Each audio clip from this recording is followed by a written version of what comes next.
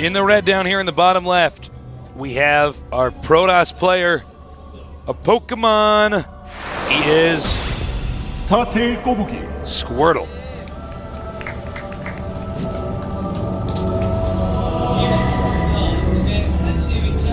And now over here in the blue, top right corner is SC for you.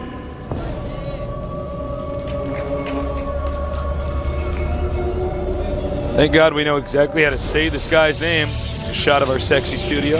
Yeah. We do have a pretty damn good studio down here.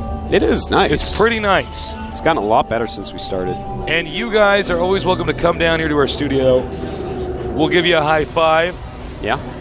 John will give you a high five. John will give you a high five. He gives great high fives. He does. He doesn't do it too hard like some of those people. You know, no. You know people who high can't five hard. I'm like, ow. I'm like, you actually just hit my hand really hard. And you know what else? People who shake your hand too hard. Oh, some people think, oh, that's just manly. That's just like how men do it. No. When it's like too hard, I've actually met guys where you shake their hand and they even do a little bit of a wrist turn. Yeah. I'm like, are you insane? Yeah, no, it's ridiculous. It is. But at the same time, you got to have somewhat of a firm handshake. No, a firm handshake is nice. There's nothing worse than a limp, floppy handshake. Hand. Yeah. The cold, dead clam handshake. And I'm just like shaking your arm. I know. It's like I'm shaking a towel out to dry. No. You can give a firm handshake without hurting somebody. That's what you got to do. And we would do that. Come here, test it. Yeah. I give a nice firm handshake, Tasteless. And you got to lock eyes. Shake my hand, Tasteless. Yeah, that's a good handshake. Look at that. All right. Now that we got that out of the way. Yeah. He's actually going to lose this SCV. This is huge. Well, it would be huge, but he didn't lose the SCV. No. SCV is still alive and he got kicking. Lucky. He's telling the other SCVs he wouldn't believe what happened. Probe almost killed me. They're all laughing. You almost died to a probe. He takes the gas. Now, taking the gas can be pretty cool. It would slow down any Banshee, and especially Banshee cloak builds. So when you take the gas, you can feel a little bit safer to go without any sort of robotic spay. For instance, we saw Kisu do this and go for a Dark Templar rush. You have to be a little bit careful because they still can technically go for the cloak. It'd just be late. Yeah, it would be a lot later than normal. So if I were him, oh my God. Whoa. Oh my God. Oh no. I see footage like, you took my gas, I wanted to cloak batteries. That is probably a technical problem. Yeah, no doubt. I'm sure that we will be restarting that game. Either that or that guy's a quitter, man. Yeah. I don't want to play anymore. The biggest rage quit of all time. Our rep going to go in there, kick the booth door all down. Sorts of people, man. He's going to be surrounded in a minute here. Well. So I'm sure a patch was just released. A patch was just... That's kind of funny, actually, by the way, because a patch was released last night in Korea. Everywhere else already had it. But last night, we did see the first round of 16 group, and Sokisu won the final game to qualify off of double pyloning in the bottom of Ogiazinho's ramp. Now, that in and of itself didn't win the game, but of course that was a large part of the game. Yeah. And now it takes 3 pylons to do it instead of 2. So he... Which makes basically made that the last time we'll ever see that strategy that way. Yeah. In StarCraft history.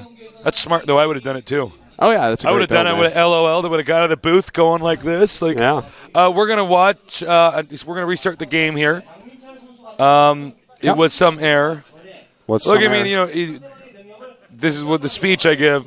The thing about esports, the vehicle is technology. Sometimes technology has problems.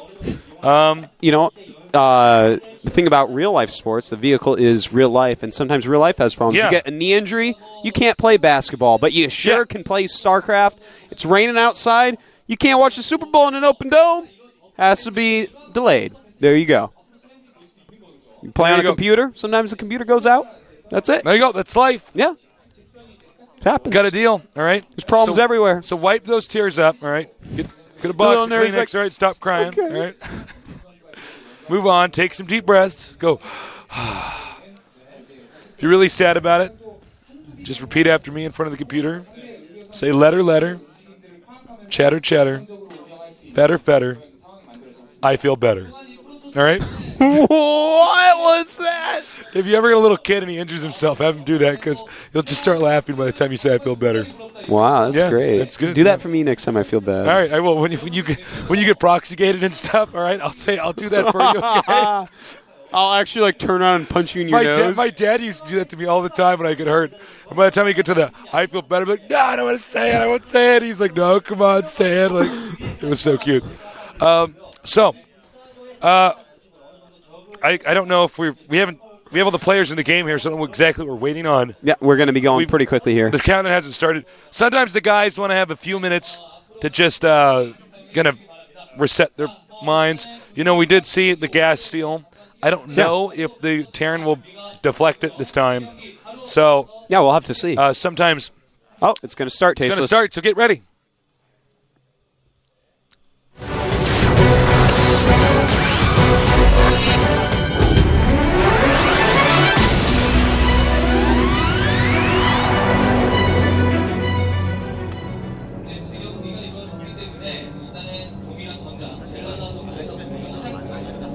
Is it once again going to be you that loads last? My computer's having issues today. I know. I'm going to make it say cheddar, cheddar, fetter, fetter, I feel better. You got I feel better has to be on the fourth one. Oh. Because then they're thinking, what are you actually doing? So we got our two players. I don't think we're going to go ahead and introduce them. We're going to show us the studio. Look at that studio. Look at that blue We light. cleaned it up for you guys. Yeah. Artos has stayed out late with his mop. Cleaned the floor.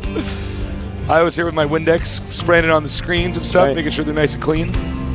We put towels on John's knees, and he just crawled around. That's right. Okay. Now, what are these guys going to do? We're going to have a similar opener. We did see his gas get stolen, the Terran's gas, SC Boyu. Yeah. So, I want to talk about that briefly. If I get my gas stolen when I play Terran, I just do the Marauder expand build. Yeah, that's a really good counter. Even though it's like predictable, it's yeah. But after seeing it that game, you got to wonder: was that just something he thought of on the fly, or is that his strategy? Now, if I was the Terran player here, I would strongly consider, if he comes up and steals my gas again, doing the fastest Cloak Banshee I can possibly do off of one gas while I take out the other gas. So I'd basically go Marines, a bunker at the ramp, spend every penny of gas trying to get that Cloak Banshee out, because that is the main reason for doing an offensive gas is to slow down a Cloak Banshee. Let's even up it. All right, so if they do that to me, Artosis, I do 3-port Cloak Banshee. No, you can't actually do that. Watch this. This is actually a really good way you can trick somebody. If they took my gas, built in a simulator on it, I'd do what you do. I'd go for Banshee, be a little bit later, but while I'm killing the gas, I'd build 2 barracks next to it so they could see it. And then when the gas dies, I cancel the 2 barracks. Wow. So that he would think I'm doing 3 barracks. So he just has Marauder like a rush. Yeah. So, yeah. Whoa. I am Neo in the Matrix right now. I know. Sounds like something in Control would do. Yeah. So, we got There is no barracks. We have the same strategy again. You'd have to put it right on the edge of the vision, though. Because if you put it right next to the guys, they're going to be like, all right, Tasteless, I know what you're doing. So the Marines are firing. Imagine if you didn't time it right. Your barracks are going to finish before the guys are gone. I got to cancel them while I'm killing it. That'd be so funny. Then you build a starport next to it. He's like, what are you doing? Right before it dies, too. Yeah. Wow. And second barracks? Yeah, he's going to go ahead for that second barracks, not the tasteless barracks. He's not going to do the tasteless build barracks. He should have built those near the He should have built them near him and then cancel. You know what's the really tricky thing is you put them near, then you cancel them, and then you build them again once it's gone in the same location. It makes no sense what you're doing at all. Protoss would have no idea when you get there with all those Marines. Do something crazy, build a bunker next to your Zelnaga watchtower and don't fill it up with anything. When he attacks it, sell it. He's like completely confused. That is a great idea. Oh, look at this. Harassing that Marini.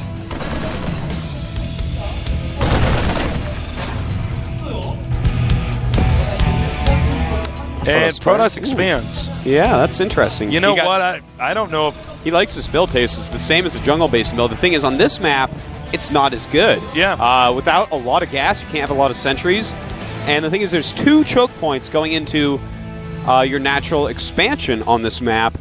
2 attackable choke points, basically, for a Terran player. He's not going to go through the tasteless secret highway. No. Hallway. Yeah, he probably doesn't even know it's there, to be honest. I don't Can't think he's go that fast. It's one not of a the highway. few. It's like Nesty and Tasteless know about the hallway. I'm still begging him to show me where it is. But I just think I'd win so many more ladder games if you just show me Tasteless. But